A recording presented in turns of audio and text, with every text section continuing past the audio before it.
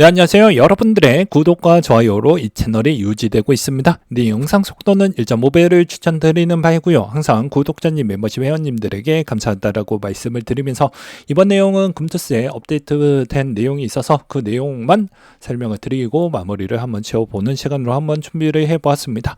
같이 한번 보도록 하겠고요. 그 다음에 다시 한번 이야기를 하지만 저는 정치적 색깔이 전혀 없다라는 걸 다시 한번 말씀을 드리는 바입니다.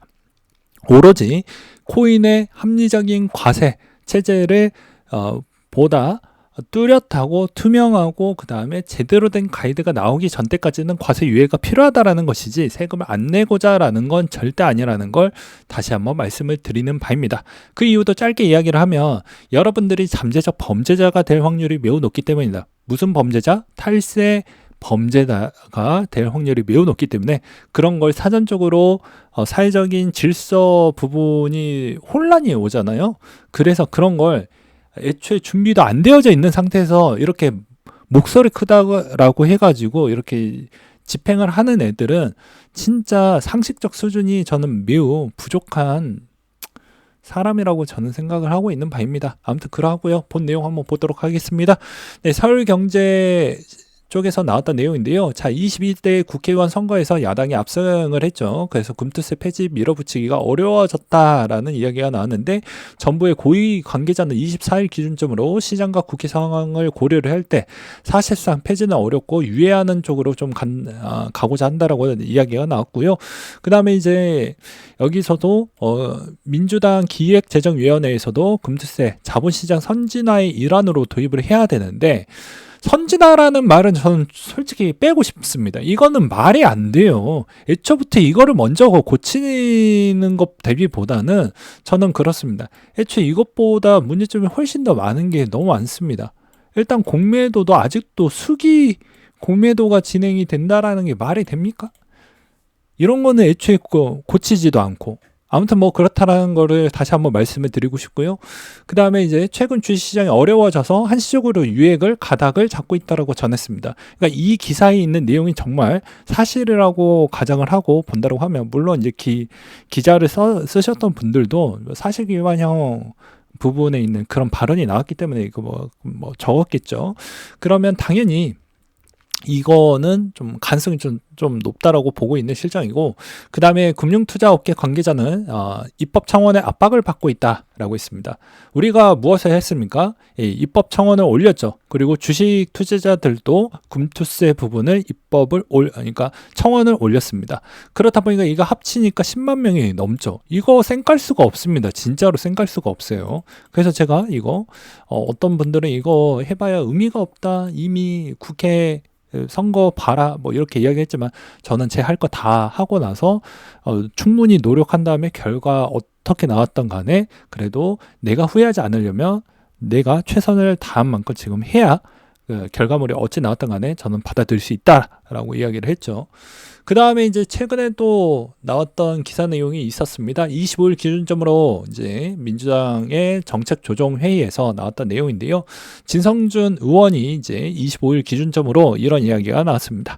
자, 여기서도 부자들만 세금을 걷지 않겠다라는 것 같다. 그래서 금투세는 무조건 진행을 시켜야 된다. 고물가, 고유가, 고환율이라 이런 시점으로 봤을 때는 민생회복지원금을 조속히 수용하기를 촉구한다 라고 이야기를 하기도 했습니다. 이 기사 내용을 뭐 주관적으로 해석을 좀 해본다고 하면 너희들이 금투세를 좀 하고자 한다라고 하면 민생회복지원금에 있는 우리에 있는 이런 안건도 막교환하자. 그러니까 옵션 조항을 좀 거는 것이죠. 너 이거 통과시키려고 하면 우리 것도 좀 받아줘.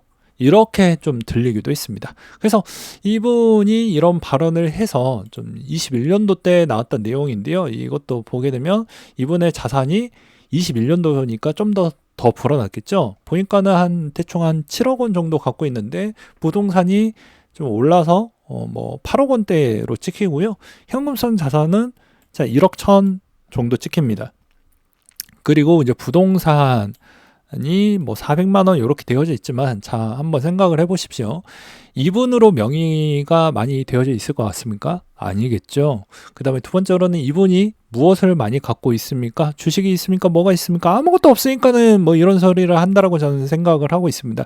들고 있으면서도 이런 이야기를 하면 저는 그래도 너는 그냥 희생을 하려고 하는 거구나 라고 또 충분히 좀 이해할 수는 있겠지만, 아무것도 포지션이 없는 상태에서 이런 이야기를 하니까 저런 이야기가 나오는 거 아닌가 라고 생각이 들어요. 예, 그런 측면이 있겠고요. 그 다음에 또 최근 기사 나왔던 내용도 보게 되면 자, 이복형 금융 원장이 이제 이런 이야기를 했습니다. 금투세 관련된 내용에서는 여전히 우리는 확고하다라는 이야기를 했습니다. 자, 금투세 폐지에 대한 정부의 입장은 변함이 없다. 기관 투자자 모두 금투세 제도에서 과세 수익 측면에서 긍정적인 효과보다 부정적 효과가 크고 기업 밸류업 지원 방안에서도 상충된다라고 해서 목소리를 대신 내주고 있다. 이런 걸 볼 수가 있겠죠.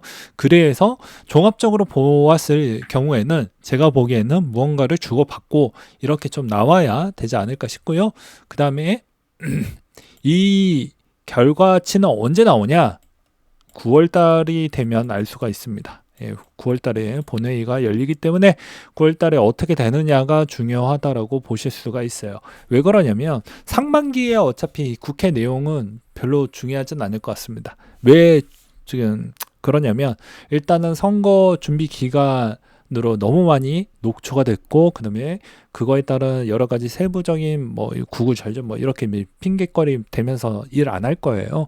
그러면 당연히 이제 7월에서 8월 달 요 사이에 나왔던 기사 내용이 거의 이제 이런 형태로 될 확률이 매우 높다라고 보실 수가 있게 되겠습니다. 일단은 지금의 상반기에 나왔던 기사 내용들은 일단 이렇게 양쪽에 있는 생각이 이렇다라는 정도로만 우리가 확인이 가능했고요.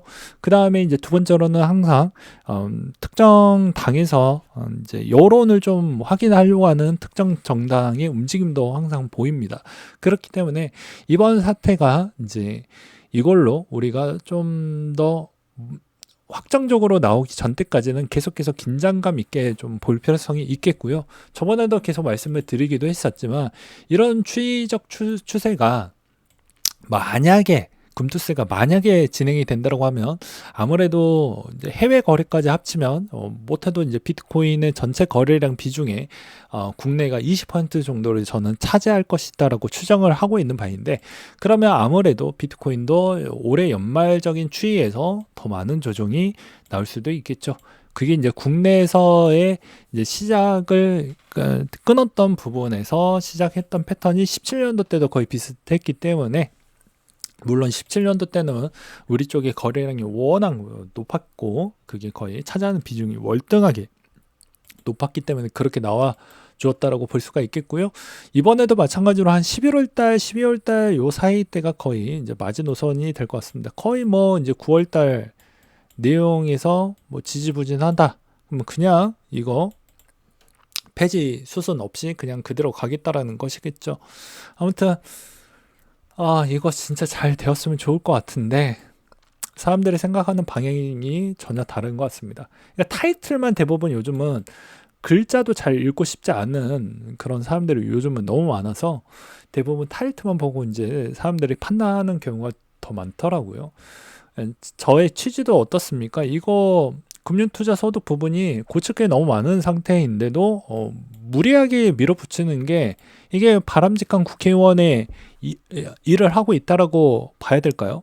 우리가 흔히 회사에서도 어떻게 일을 처리합니까? 결제보고서 올릴 때도 철자 하나하나씩 틀리는지 아닌지 다 확인하면서 하는데, 국회의원은 이게 여기에 안 나올 수가 없는 게 한두 번 다 정정을 안 해놓고 법안을 통과를 시켜놓고 그 다음에 우리 보고 그러니까 피해는 우리가 다 받는 거예요. 그러니까 정말 저 연봉과 저 복지적 혜택을 주는 것 자체가 저는 정치적 색깔이 둘 다 없긴 하지만 둘 다 믿습니다. 예. 이게 말이 안 되는 거죠. 제가 저번에도 이야기를 했죠. 여러분들 진짜로 잠재적 탈세자가 된다니까요. 안 될 것 같다라고 생각을 하시는 분들이 이거 시행되고 나서 나중에 소명하고 증명을 한번 해보세요. 그게 그 사람들이 꽉 막혀져 있는데 그게 설명이 되고 설득이 되는지. 제가 이렇게까지 진심으로 이야기했다라는 건 그만큼 이게 어렵다라는 겁니다. 그래서 제도를 제대로 잡고 가는 게 훨씬 더 편합니다. 연말정산 시스템까지도 만들어 놓고 하면은 저도 그만큼 반발심이 적겠죠. 아니, 시스템도 뭐 어떻게 정상화하는 것도 없고, 가이드라인도 없고, 어디 것까지만 증명하고 증명해 주는 것도 이야기를 하지 않고. 그래서 여러분들 깨닫는 게 없습니까? 해외에 있는 해외 자산 그 등록 신청 부분도 이게 가산세 20%를 때리거든요. 그때도 어떻게 했습니까? 사람들이 난리 나가지고 기사화는 안 됐지만 뭐 대부분 커뮤니티에서도 난리 났던 것 중에 하나가 어떤 이야기가 있었냐면요. 개인 지갑도 등록을 해야 될까요? 말아야 될까요? 물어봤는데 아무도 관계부처에서 대답을 제대로 못 해주었다는 게 이게 팩트라는 겁니다.